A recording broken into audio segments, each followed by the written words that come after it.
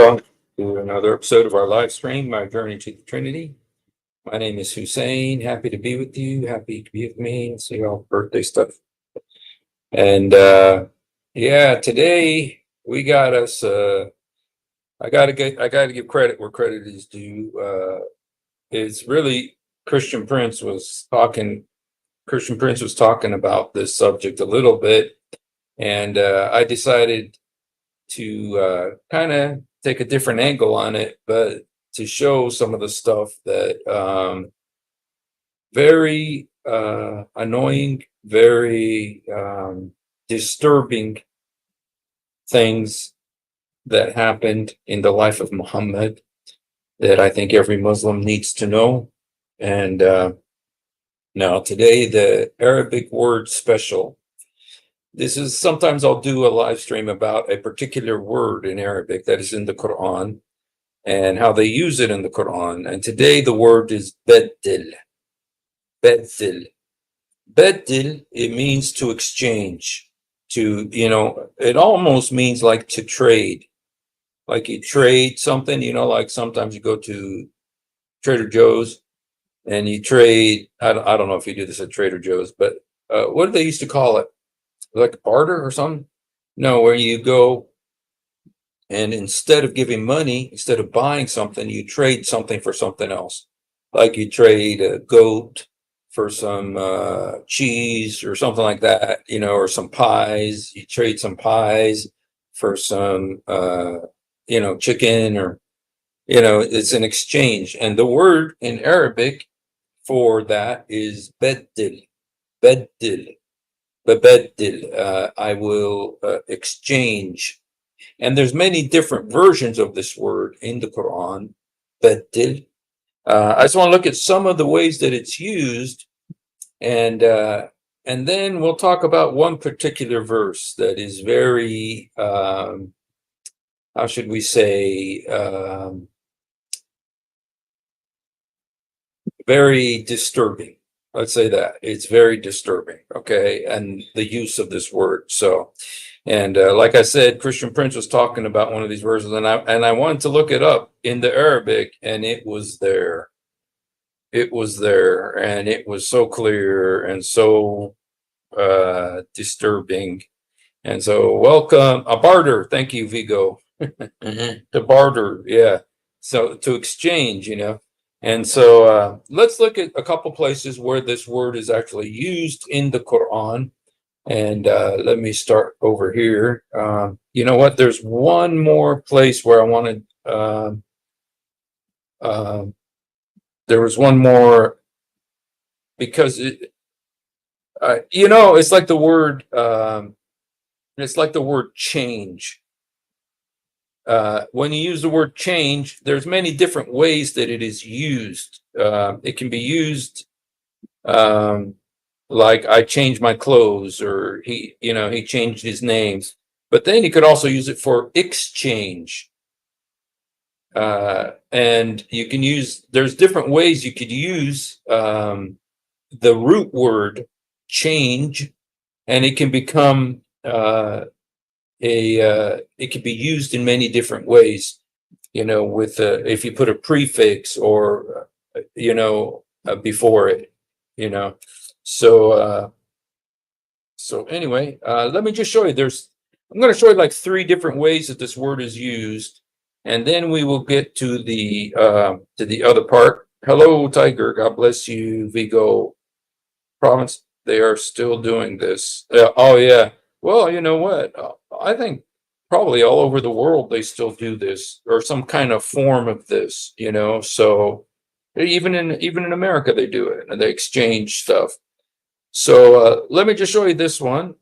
It says, now with this one, it's actually using the root word. Okay, it says illa min zalama thumma baddal hasanan ba'ad su' فإني غفر له رحيم.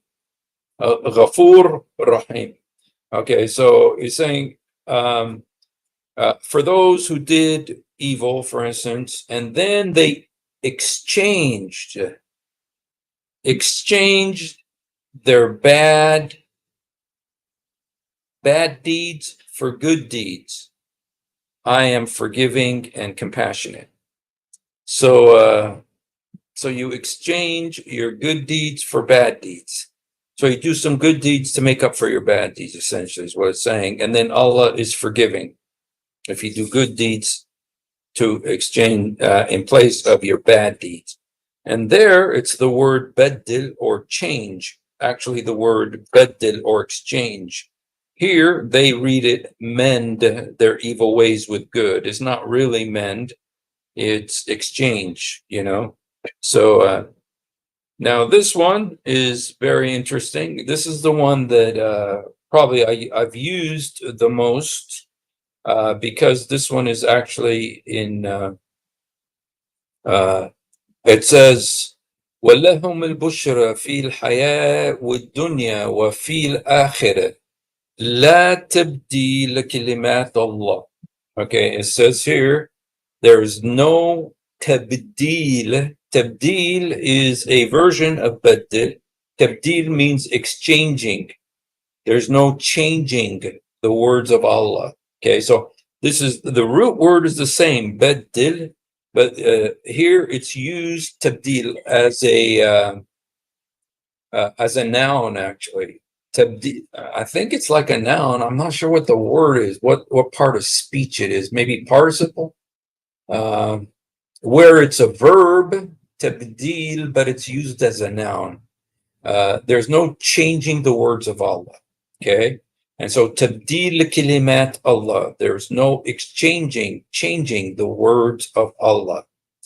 Okay, so that's Yunus or Jonah chapter 10, verse 64. Okay, and then there's Surah Rum. Rum, it means Rome. Okay, فأقام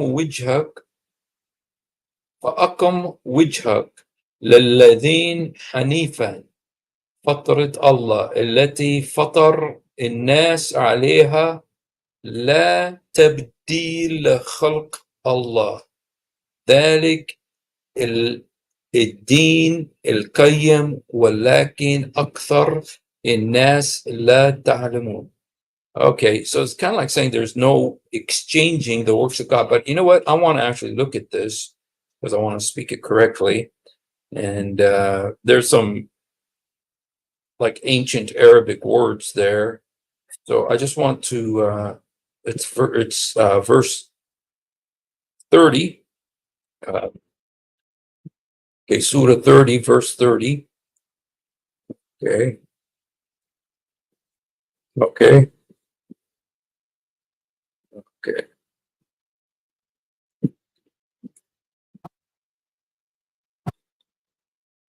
$30.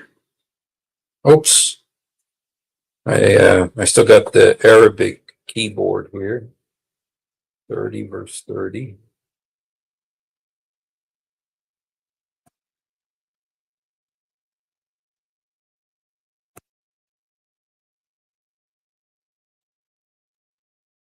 Okay. Okay, yes. So be steadfast in faith and in all uprightness, O Prophet, the natural way of Allah, which He has instilled in all people. Let there be no change in this creation of Allah. That is the straight way. No, I'm wondering, does it say? Okay, I wonder. Okay. All right, let's look at another version of that. So set your purpose, Muhammad, for religion as a man by nature upright. The nature of Allah in which He created man, there is no altering the laws of Allah's creation. Okay, so altering, again, you see kind of changing or exchanging. Okay, changing the Allah's creation. So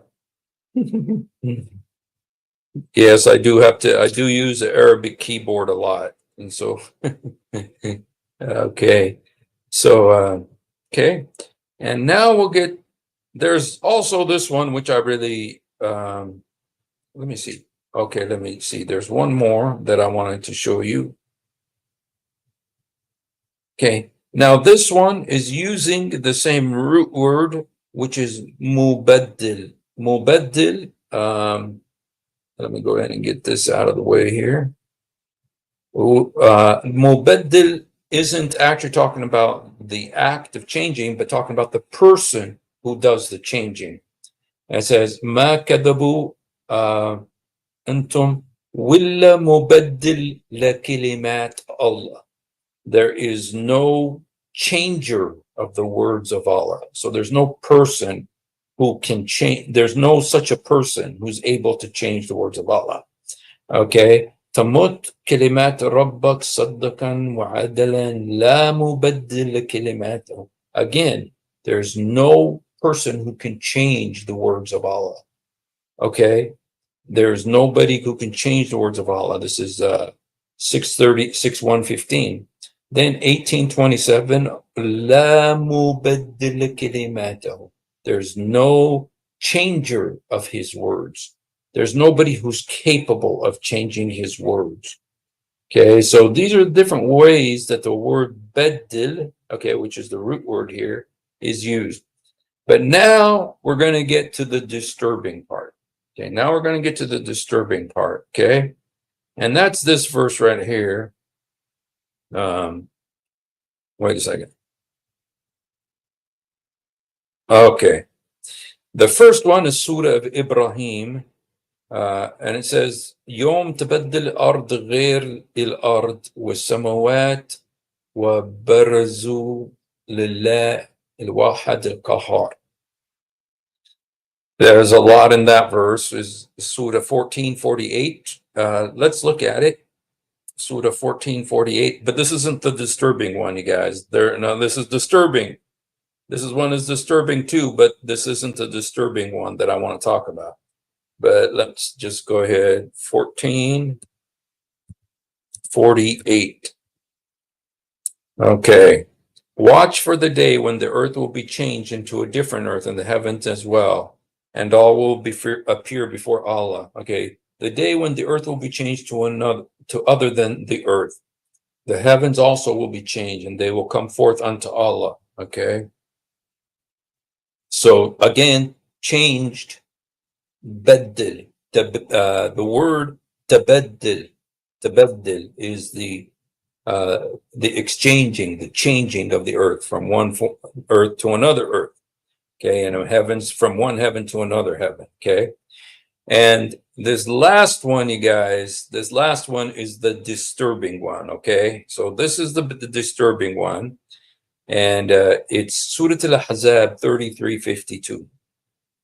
Okay, now this, okay, just to read it in Arabic, it says, لا يحل لك النساء من بعد ولا إن تبدل بهن أزواج.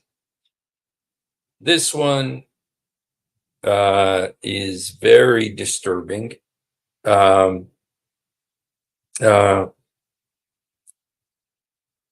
Is contradicting circumcision, altering.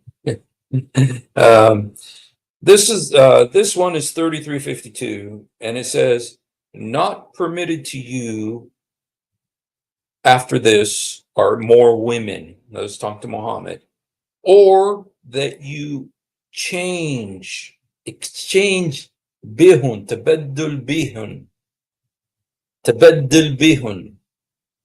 Now, you guys, this is where we need to go to Google Translate again.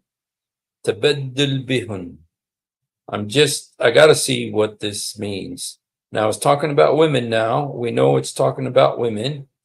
And women, this is, if you're a Muslim woman, you should leave Islam today because of this.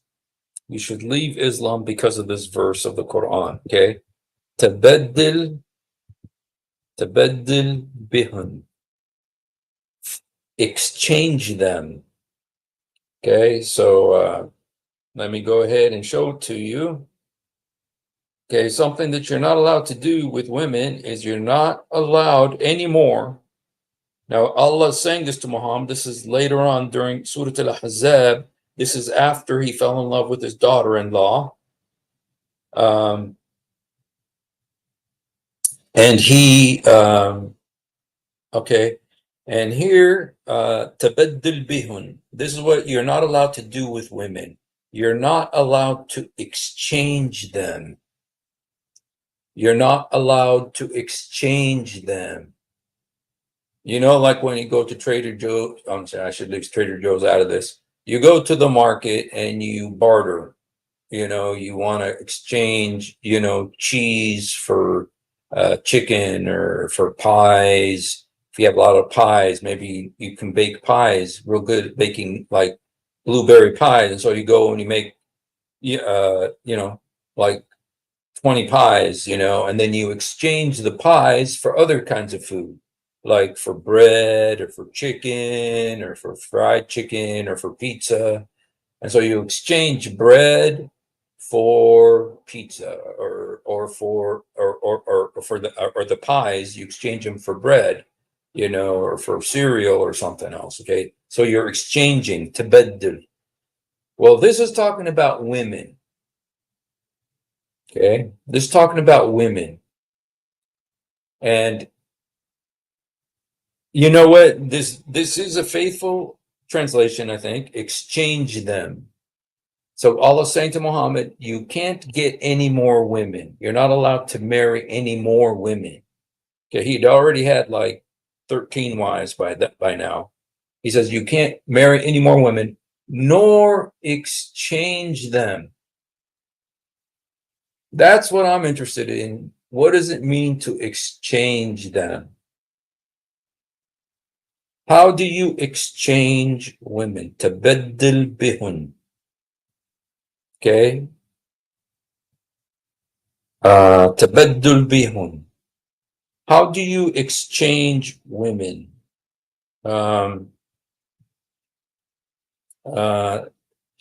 Vigo is a step ahead. Swingers.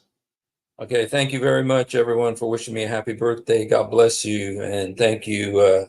Yeah, I was on Jai Apologetics and the Daughter of Christ's chat today, and some of you wished me a happy birthday there.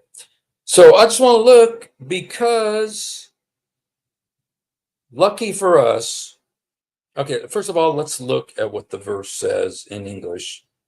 3352. Let's look what the verse says in English first of all.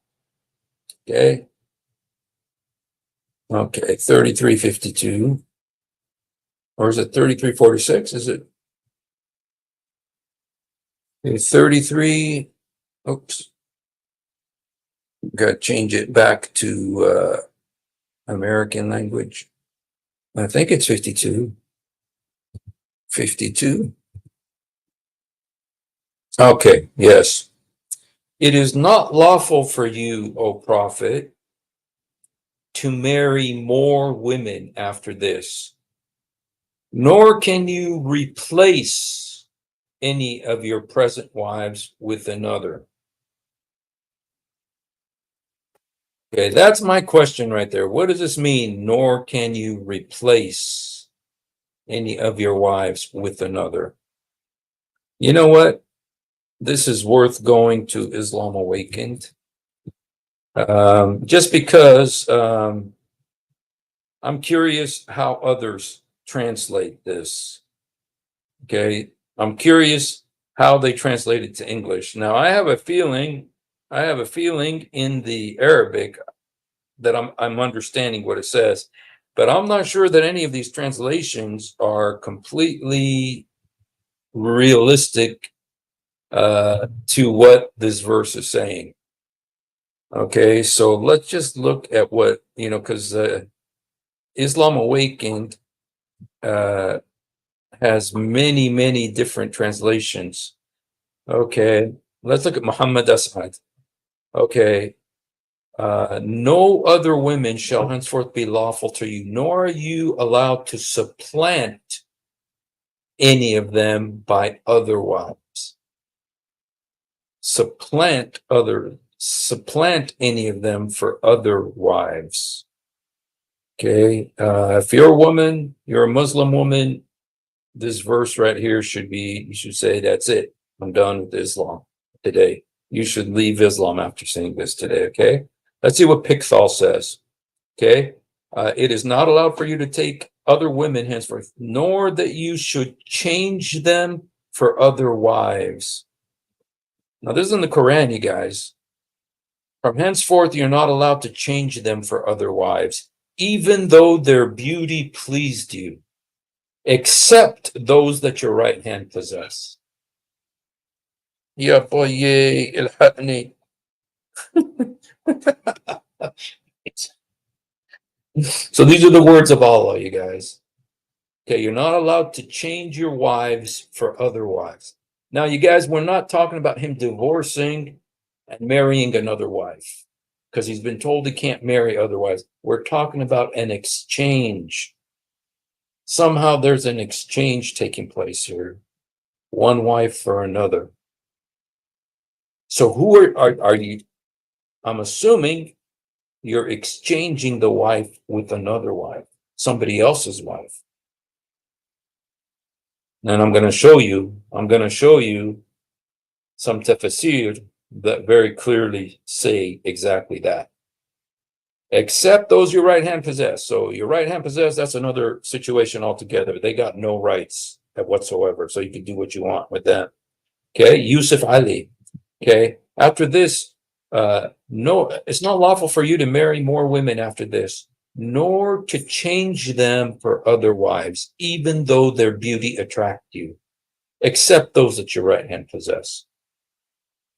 Okay, nor can you replace any of your wives with another. So what does that mean?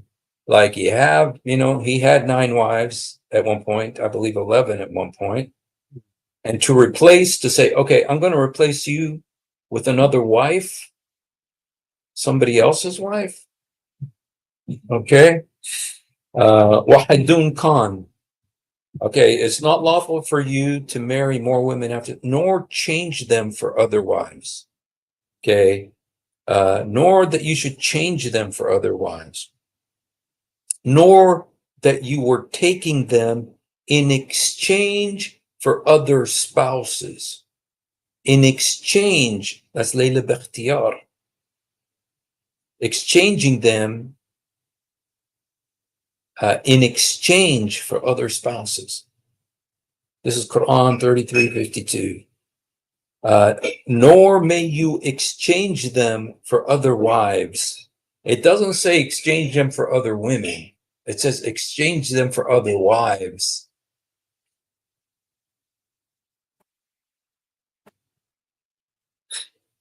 Nor is it lawful for you to exchange them for other wives, even though their beauty captivates you.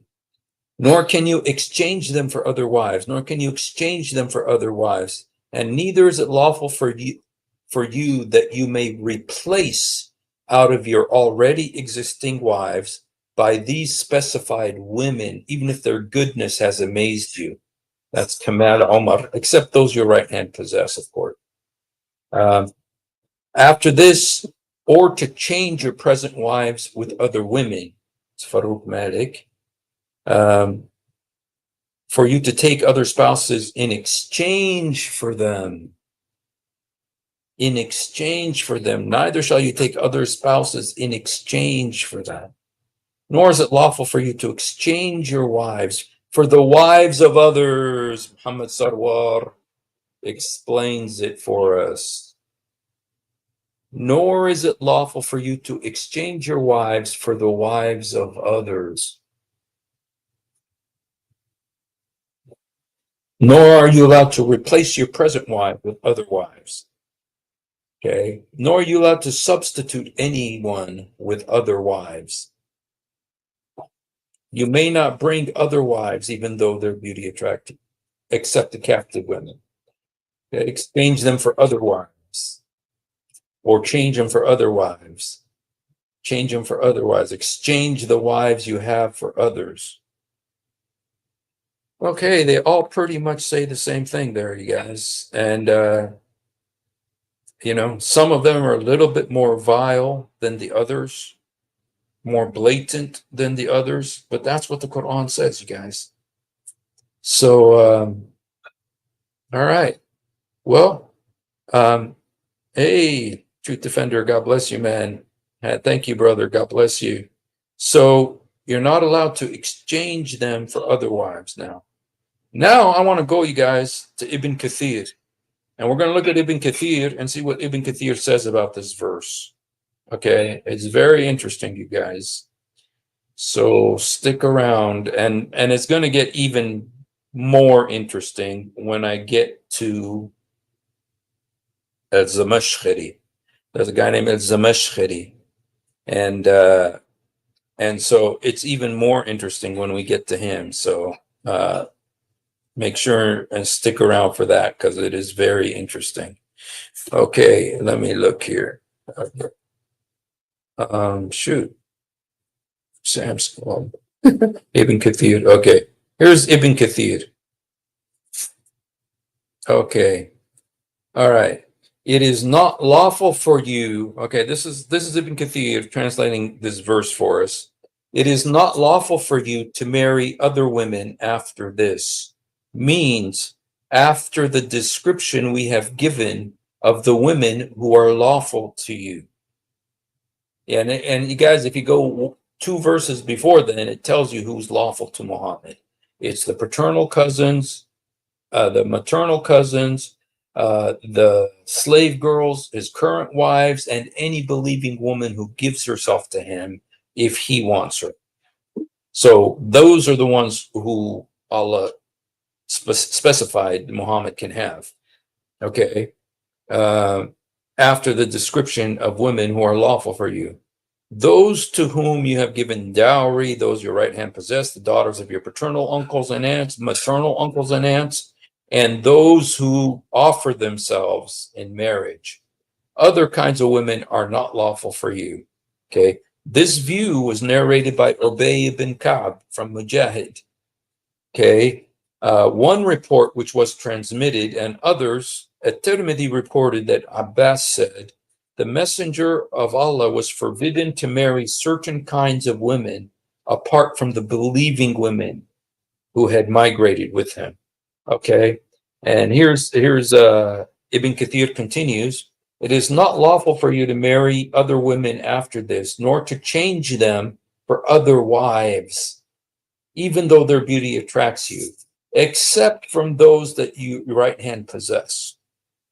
Allah made lawful believing women and believing women who offered themselves to the Prophet in marriage, and he made unlawful every woman who followed a religion other than Islam.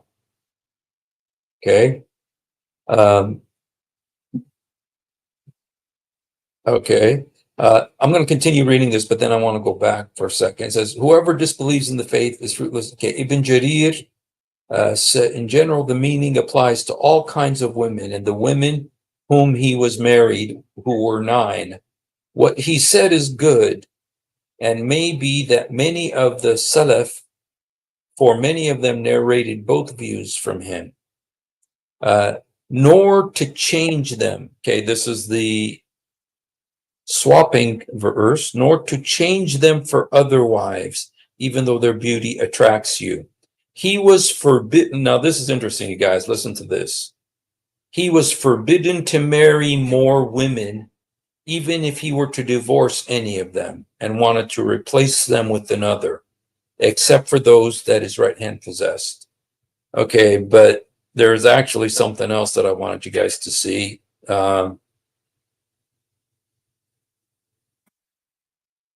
Okay. Okay.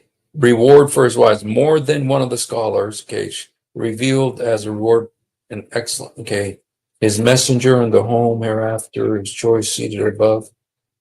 As his reward that Allah restricted him to these wives and forbade him to marry anyone else in exchange or to change them for other wives. But listen to this, even if he was attracted to them, okay?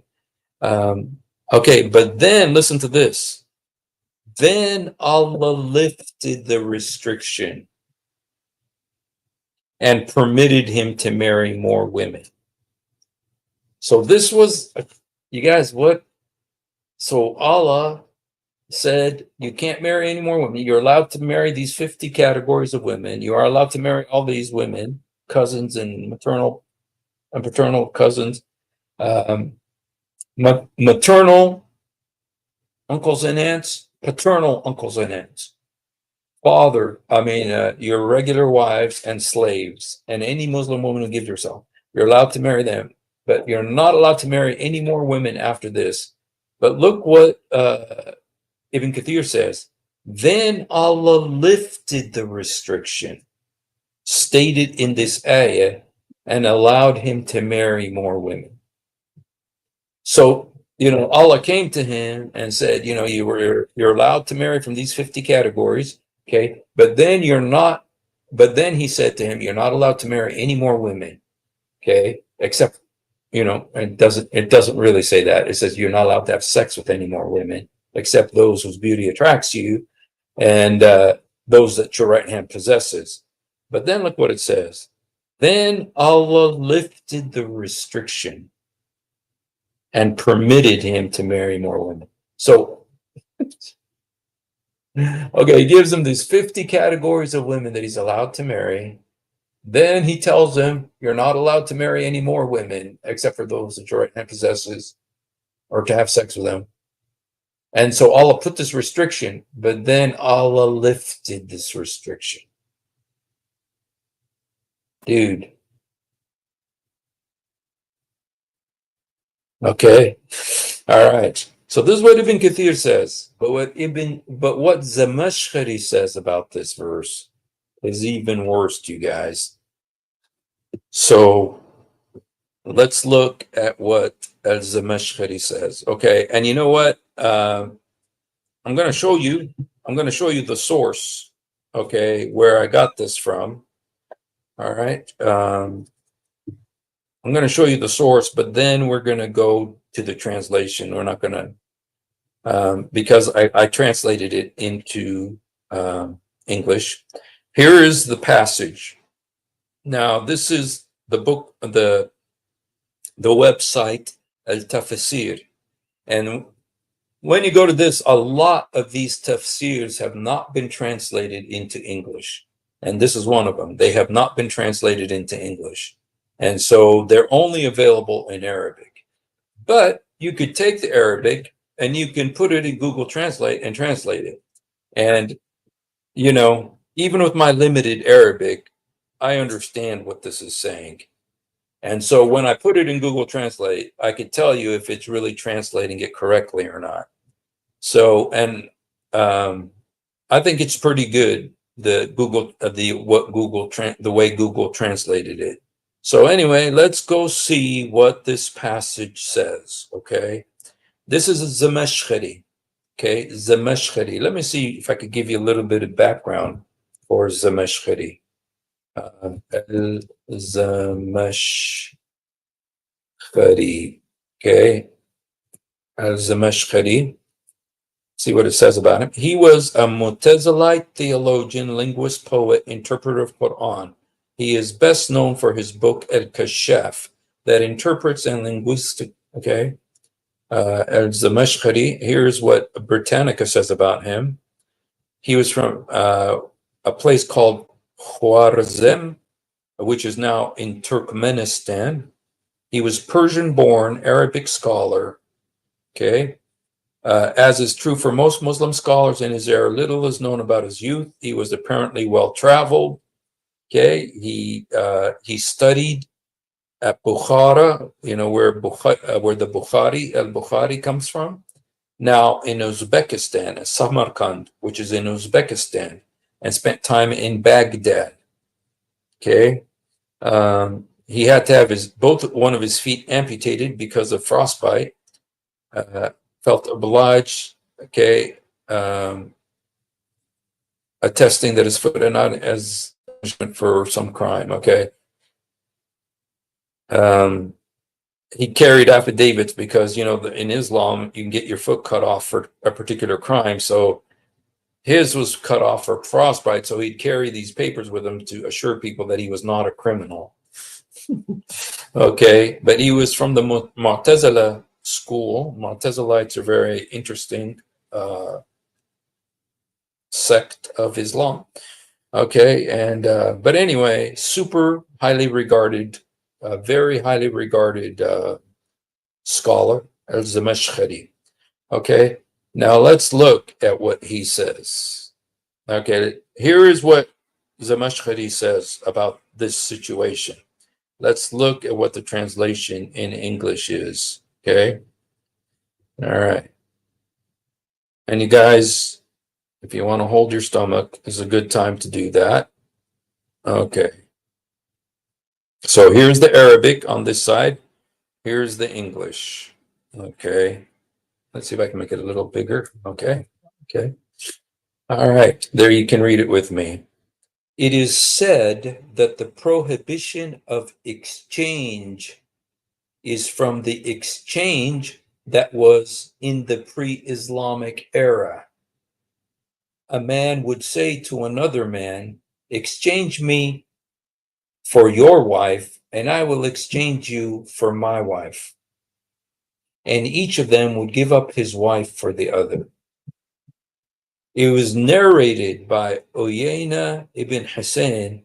Okay, that there's this guy, his name is Uyayna. Let me see what his name in Arabic, because I don't recognize that name. Uyayna, that is right. Uyayna ibn Hussein, okay, entered upon the Prophet, may God bless him and grant him peace. And Aisha was with him without asking permission. So this guy just barges into Muhammad's house. Okay, he just barges into his house without asking permission. And Muhammad was with Aisha. He was sitting with her or doing something else with her, but he was with Aisha. Okay, Aisha was with him, and without asking permission. So the messenger of God, may God bless him and grant him peace, said, "Oh, Uyayna, where is asking for permission?" He's saying, "Why didn't you ask for permission before barging into my house? I'm sitting here with my wife. Who knows what, was going on, And he says, I'm sitting here with my wife. Why didn't you ask? I mean, can you imagine someone just barging into your house? And you guys, just think about it. I mean, could you go into the White House and just barge in without asking permission? What would happen to you if you did that? If you tried to go into the White House without asking permission, okay? You get shot, you get killed, okay? If you did that. This guy went into Muhammad's house without even asking permission. He didn't even knock. He just walks in. Okay. Never mind the White House. Go to Gavin Newsom's house in Sacramento. The whatever the Sacramento version of the White House is. Or even the mayor's house. Or even anybody's house. Never mind the mayor. Anybody's house. Just walk into their house without asking permission.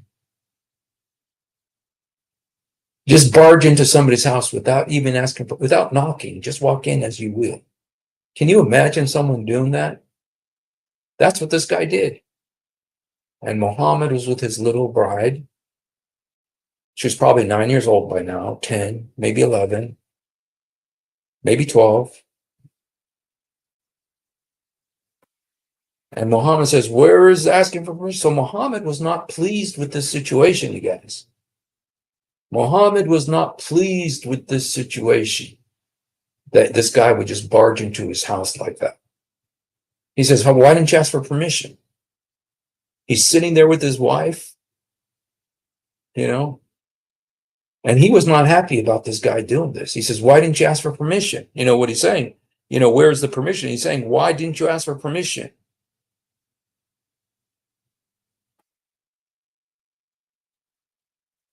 And the guy, Uyayna, replied. He said, "Oh, messenger of God, I have never asked permission to see a man since I reached puberty." Whatever that means. I'm meaning like since I was a teenager, I never asked anybody for permission. This is a tough guy. This is a very tough guy. And I get the feeling Muhammad was not a tough guy. And this guy was bigger and stronger than Muhammad. and Muhammad was scared of him. I mean, just imagine some guy barges into your house. He barges into your house like that when you're sitting with your wife, okay? And Muhammad was displeased. He said, "Why didn't you ask for permission?" You know, in America, you can get killed for doing that. An intruder, the house owner has the right to shoot you. If you just, doesn't know you, you just break into his house like that. That's breaking and entering. It's a crime in America. You can't just go into somebody's house like that. And never mind just etiquette and manners. But this guy was such a brute, he was such a brutish person that he said, "I never asked for permission." So he was doing this with everybody, apparently. But would he do it with the Prophet of Allah, the seal of the prophets? I mean, there's a verse in the Quran that says, "Do not go to the Muhammad's house," because he's too embarrassed to tell you that he doesn't want you to be at his house. He's too embarrassed to tell you to leave. So Allah sent down the verse to help Muhammad because he was so shy. Allah sent a verse because Muhammad was so shy. Let me just show you that verse.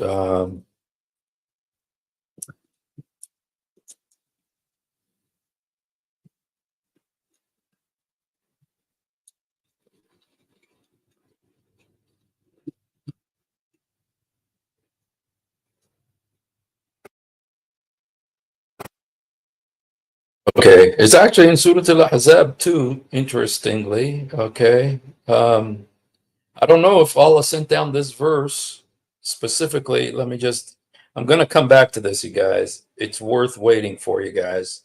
If you haven't heard this, please stick around. This is very unbelievable. But I want to show you this verse. It says, "O believers, do not enter the homes of the prophet without permission." So a verse came down apparently too, and this is a few verses later. This is a few verses later, you guys. So apparently this must have been instant revelation that came after the situation. This is a few verses later. It's only, but don't enter the prophet's house without permission. Okay. The homes of the prophet. Homes, I thought he was a poor man and humble. No, he had at least 9 houses. He had at least 9 houses, one for each of his wives. He has at least 9 houses, okay, possibly more. And they were next to the mosque. So, "Oh, believers, do not enter the homes." I want to see in Arabic. Ya ayyuhalladhi amanu la tudkhulun biyut. Yes, in Arabic, the word is biyut, which means houses of the prophet, without permission. "And if invited for a meal, do not come too early and linger until the meal is ready. But if you are invited, then enter on time."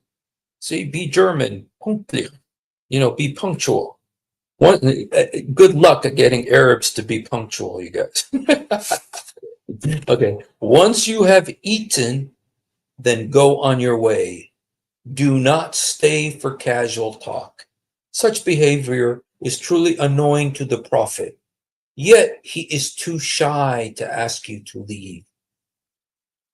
Okay, he's too shy to ask you to leave. So he wrote a verse in the eternal tablets in heaven to tell you to get out of the prophet's. But Allah is never shy of the truth. You guys, I have to see this in Arabic now. لكن لا دعيتم فادخلون فإذا طعمتم فانشروا ولا مستأسنين لحديث إن دلكم كأن يؤذن النبي فيستحي.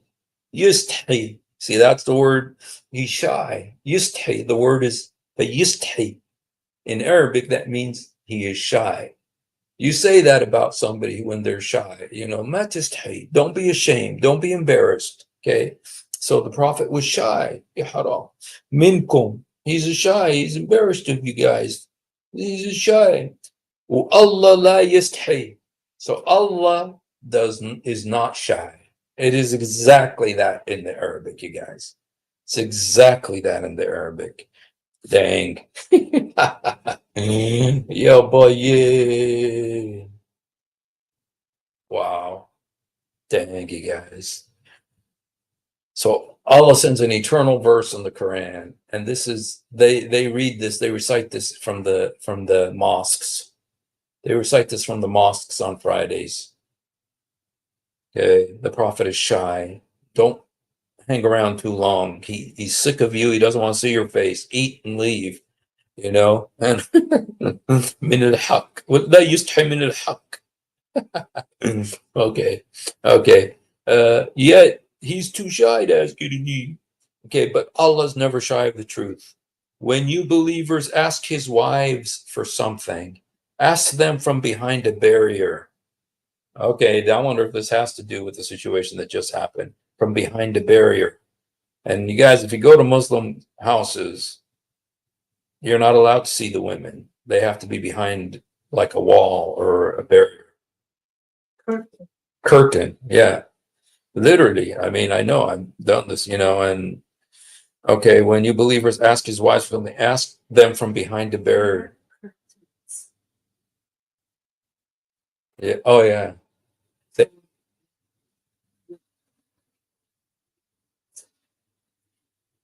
Oh,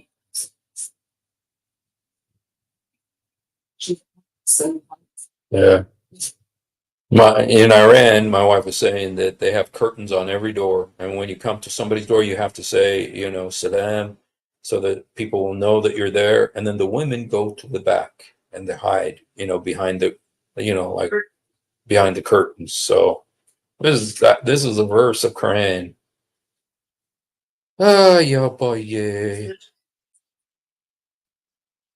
Yeah.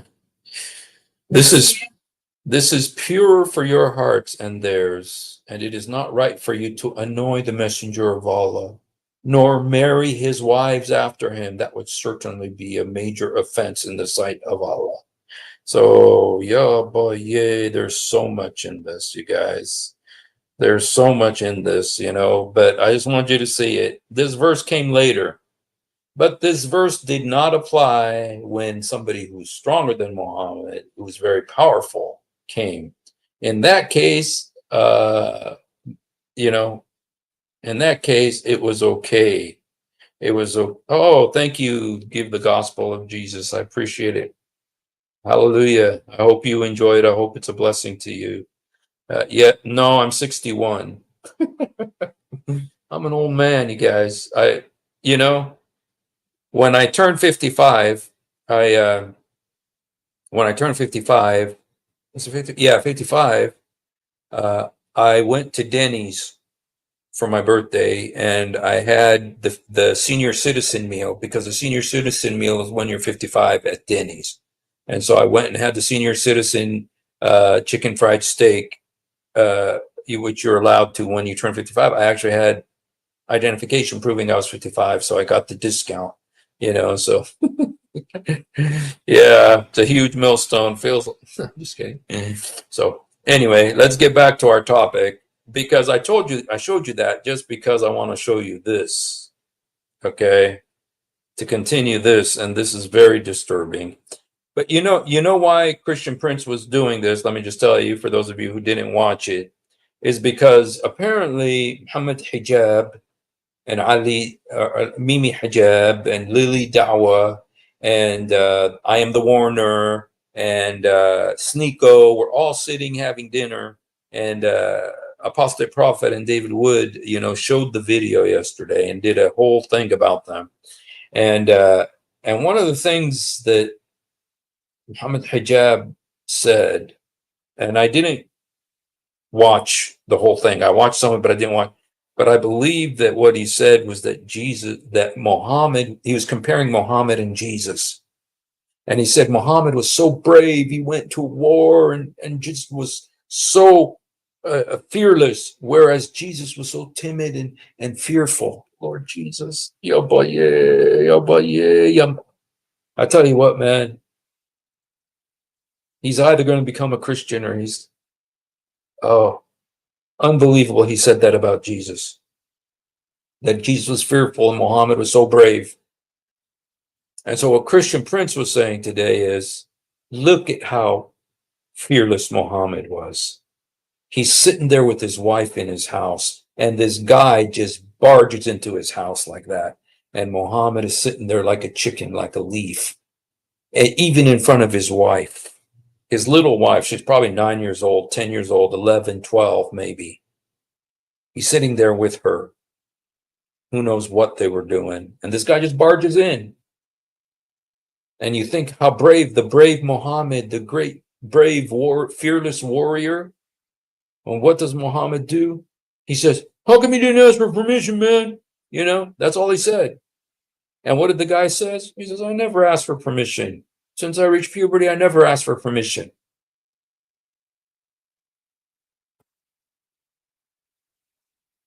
I never asked for permission. And what did Muhammad do? Did he get up and say, how dare you come in and look at my wife and stuff and punch him out? You know, that's what Muhammad did. No, it's not what Muhammad did. Okay? It's not what Muhammad did. He didn't punch the guy in the face. He didn't get up and fight. He didn't. This guy barged into his house while he's sitting there with his wife, and this timid, terrified Muhammad was sitting there and said, how come you didn't ask for permission, man? You know? And then he gets a verse. He writes a verse saying, do not enter the prophet's house because he's so shy. He's so shy. Okay? But you guys, this gets worse. This gets worse. This gets much worse. This gets much worse, okay? You know, he's saying how brave Muhammad is. This guy barges into his house, okay? And the prophet, Allah give him peace, said, oh, Oyena, where is he asking for permission? I want to see how it says it in Arabic. In istidhan. In Arabic, in istidhan, where's the permission? And so Muhammad knew him. He called him by name. He says, Ya Aini, Aina. It's not just like he's some stranger. Muhammad knew this guy.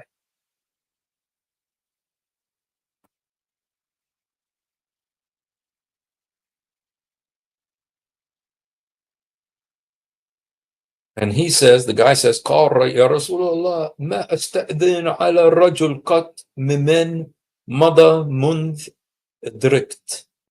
Okay, I've never asked permission after I, reached puberty, or it's, it's not exactly what it says, but it's, I reached a certain age, ثم قال. It gets worse, you guys. He said, and then he said, who is this beautiful woman next to you?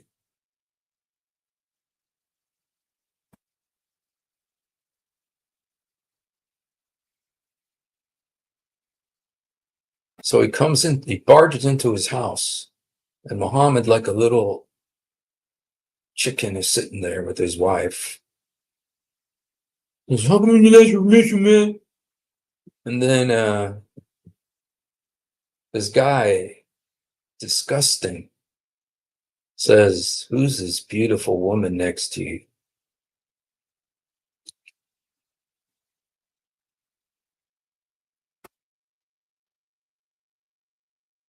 Instead of saying, getting up and punching the guy in the face. And then Muhammad got up and did a karate chop on him and did, because Muhammad had superpowers, And, when Jibreel would come, what happened is that Jibreel came on him at this point. Jibreel came and joined Muhammad, and they started fighting this guy, and they grabbed him and they said, how dare you talk about one of the wives of the prophet like this, and threw him out on his head. Oh, wait a minute. No, that's not what happened. That's not what happened. Allah and all the angels, all the righteous angels came down and started fighting with Muhammad and gave him super strength to be able to fight this pervert. How dare he talk about Aisha? She was probably uncovered. How did he know she was so beautiful? She probably was uncovered, not wearing her veil or nothing.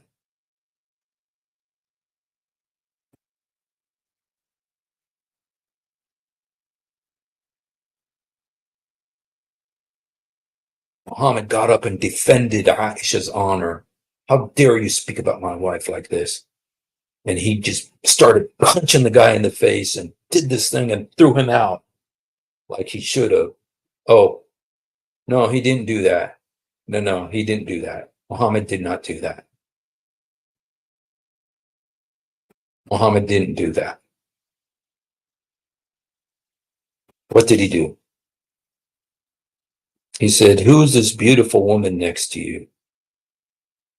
The prophet, may God bless and grant him peace, bless him and grant him peace, said, "This is Aisha, the mother of the believers." Yo, boy.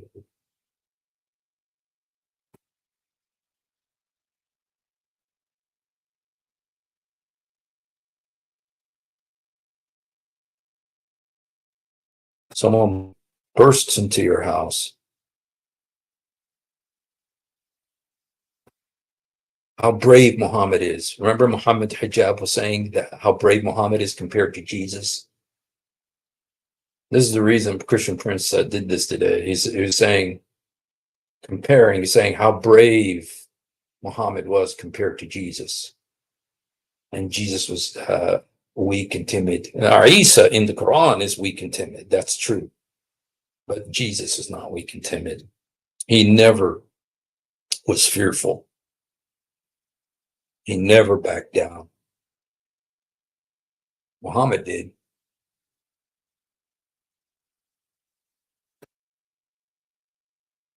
And someone came for Jesus's life, the church.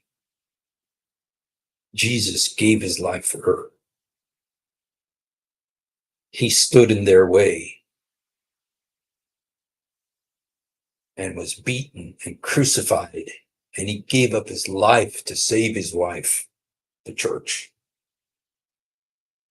When someone came for the wife of Jesus, the church, Jesus stood in their way. He got up and said, "You don't touch my wife."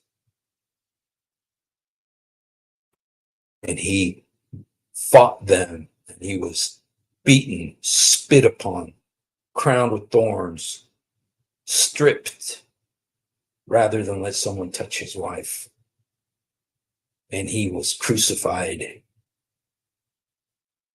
He gave his life to save his wife.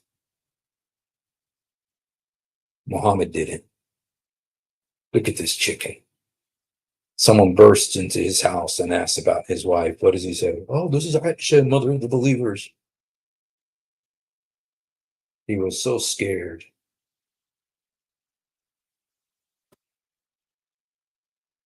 The guy says, he said, "Who's this beautiful woman next to you?" Oh, boy, yeah. Prophet, may Allah grant him peace, said, "This is Aisha, the mother of the believers."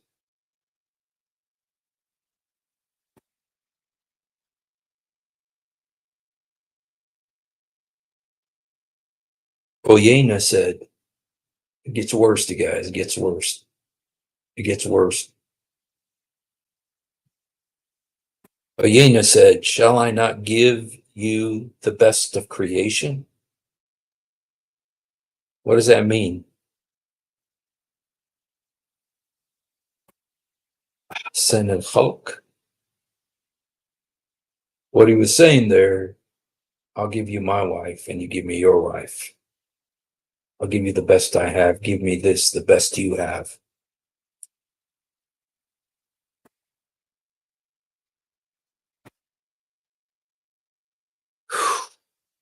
So then Muhammad got up. Yeah, that was the red line. That was the red line. Muhammad got up. He was furious. He says, "How dare you talk about my wife like that?" He got up and he had this 2x4 in his house, and he took it and he started beating on the guy and he kicked him out. You know, he's called the Hukul Qattad, the laughing killer. And the same way he used to fight the people in Khaybar.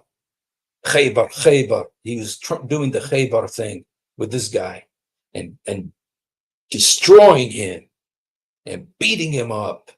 How dare you talk about my wife like that? How dare you barge into my house and look at my wife? How dare you talk about my wife like that? That's what Muhammad said. Oops, I'm sorry. No, he didn't do that. He didn't do that. No,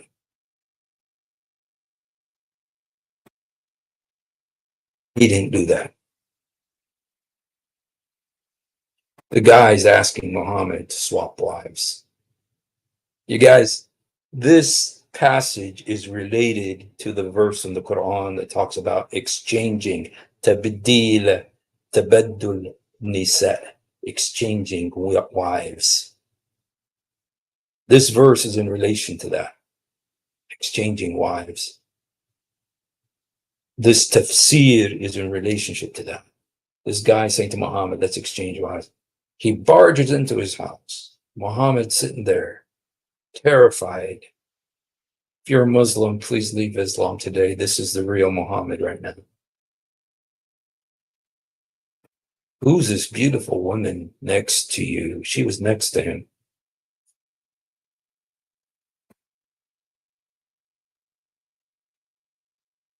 That was the red line. Muhammad got up, got the 2x4. No, he didn't. He just said, oh, this is Aisha, the mother of the believers. She's already called the mother, so she must be at least 11. She's already the mother of the believers, so she must be at least 11 or 12. Oyena said, shall I not give you the best of creation? In other words, he wanted Aisha, and he was willing to give Muhammad one of his best wives for her. The Prophet, may God give him, bless him, and give him peace, said, God has forbidden that.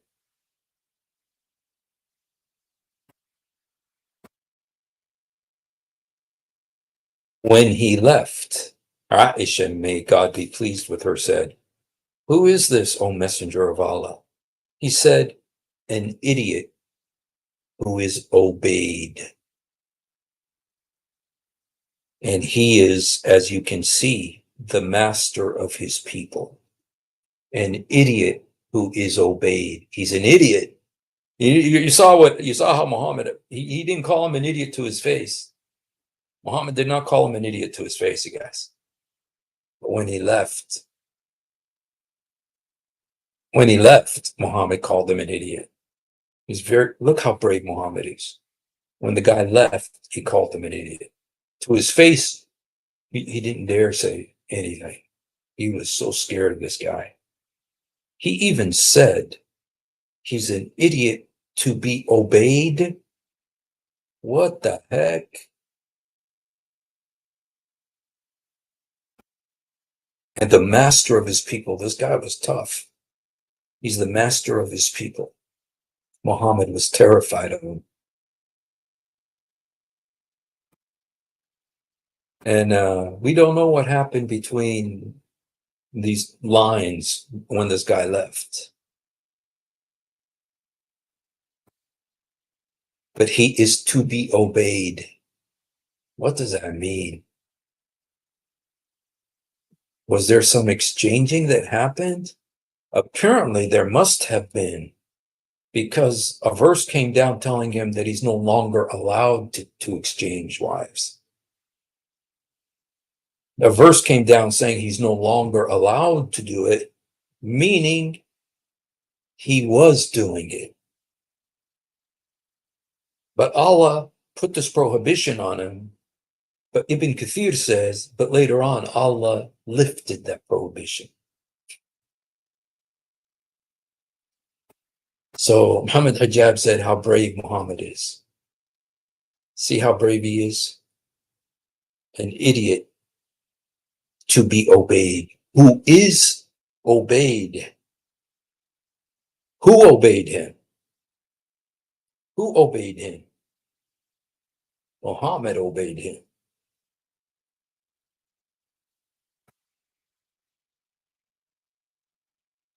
There's a saying, you can fool some of the people some of the time. You can fool some of the people all of the time, but you can't fool all of the people all of the time. And not everybody fell for Muhammad's act. Not everybody fell for it. Some people just saw through it, saw through him, what a coward he was. And this guy was one of them. And there's a verse in the Quran about this, about exchanging your wives. This could have been forgotten about it. Could have been forgotten. It didn't need to be there. But they put it in one of their most, Ibn Kathir talks about it. Zamashkhari talks about it. I bet you if I look in some of the other commentaries, they have something to say about it too. Said he is a fool, and oh Yabaye. Muhammad said he is a fool, and wow. He said we must obey him. And I think if that's the case,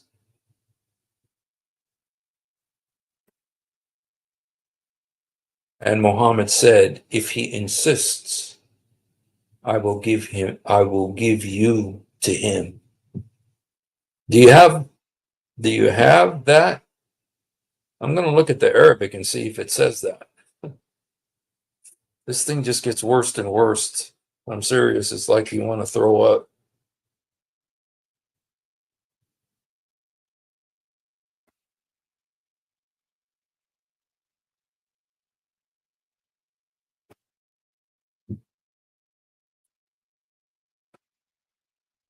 Oh, okay, you guys. Let's look at. I'm sorry, guys. I know this is very disturbing.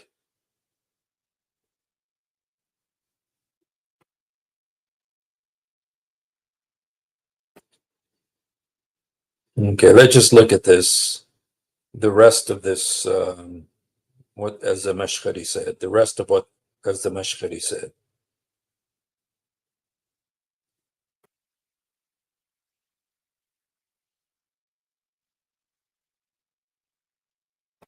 On the authority of Aisha, Allah be pleased with her, the messenger of Allah, peace and blessings of Allah be upon him, did not die until women were made lawful for him, meaning the verse was abrogated. Its abrogation was either by Sunnah or by the Almighty saying, indeed, we have made lawful for you your wives. And the order of revelation is not according to the order of the Quran. And if their beauty should please you, in the place of the state of the subject, which is the pronoun, in tabaddalu, exchange or swap, not from the object, which is the wives, because it is deeply indefinite. And the estimation is that you are supposed to be pleased with them. It was said that she is Asma bint Umays al-Khatamiyya, the wife of Ja'far bin Talib. And what is meant is that she is among those whose beauty pleased him. And he made an exception for those to whom female slaves were forbidden, a watchful guardian, a guardian and an overseer. And it is a warning against overstepping his limits. What limits? And beyond going beyond what is lawful to what is unlawful.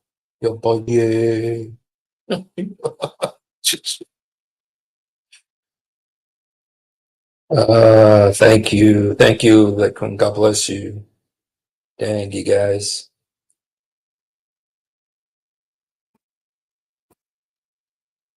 If you're a Muslim, please don't follow this guy anymore. When this isn't a Christian book, it's not even translated into to English. It's only in Arabic. And this is what it says about your prophet in the Muslim books.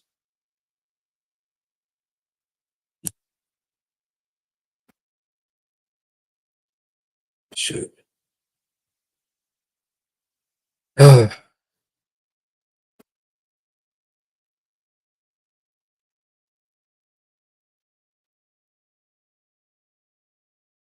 I read stuff like this, I'm just kind of like, I think maybe I'm not made for this because it always knocks me off kilter, man. It's just like, dang. Ay, ay, ay. All right, you guys. I think we should end this with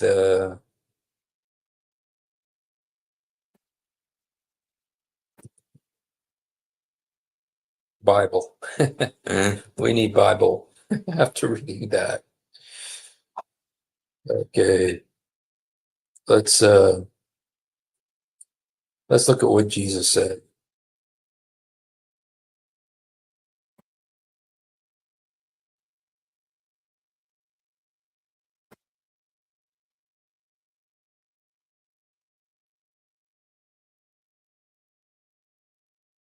Just one second here.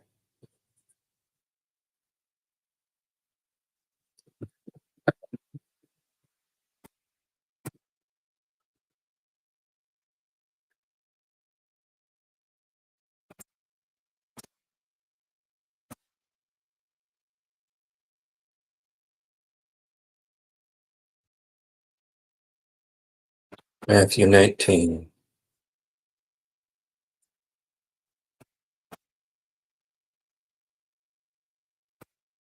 Okay. When Jesus had finished these sayings, he left Galilee and went into the region of Judea to the other side of the Jordan. Large crowds followed him, and he healed them there. Some Pharisees came to him to test him. They asked, "Is it lawful for a man to divorce his wife for any reason, any and every reason?"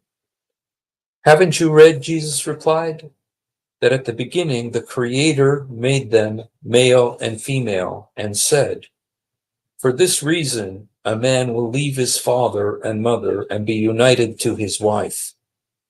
The two shall become one flesh.' So they are no longer two, but one flesh.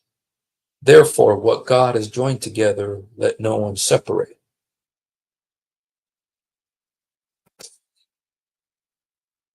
Okay.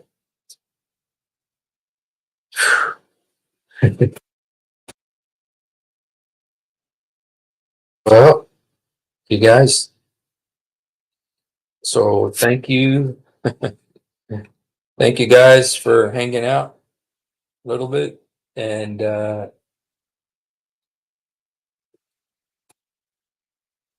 Muhammad said, if you insist, I will do.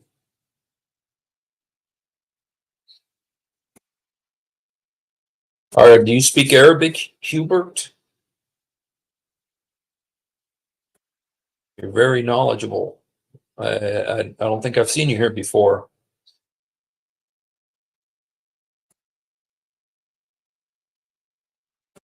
Do you speak Arabic, Hubert?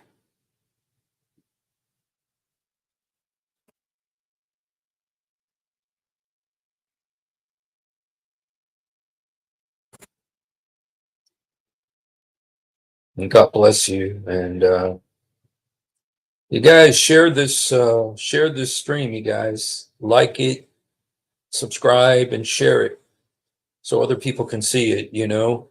I mean, I'm, I'm, I did this kind of just a kind of almost an afterthought. Well, God bless you, Hubert. Welcome to you. But share it because people need to know about this. I didn't know this. I didn't know this, and it's so much worse than I thought. And the fact that it's in their book, it's right there. So, all right. Well, thank you guys for hanging out. If there's any Muslims here, if there's any Muslims who would like to come up, we welcome you. If there's any Muslims who would like to come and try to explain this to us, we'd be willing to listen to what you have to say. And so, all right. Well, thank you guys for hanging out for a little while. If you haven't done it, please do it now. Jesus, help me. Jesus, forgive me. Jesus, come into my heart. Jesus, help me. Jesus, forgive me. Jesus, come into my heart. يسوع ساعدني. يسوع سامحني. يسوع ادخل قلبي. He loves you. We love you, but more importantly, he loves you. So have a wonderful night, and thanks for hanging out with us for a little bit. God bless you guys.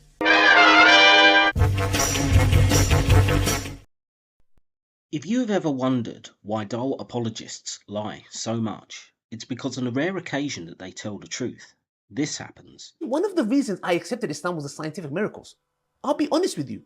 And now we know that this whole scientific miracles was absolute nonsense. You're going to have to repeat that. That the standard narrative has holes in it. That's what I'm going to say.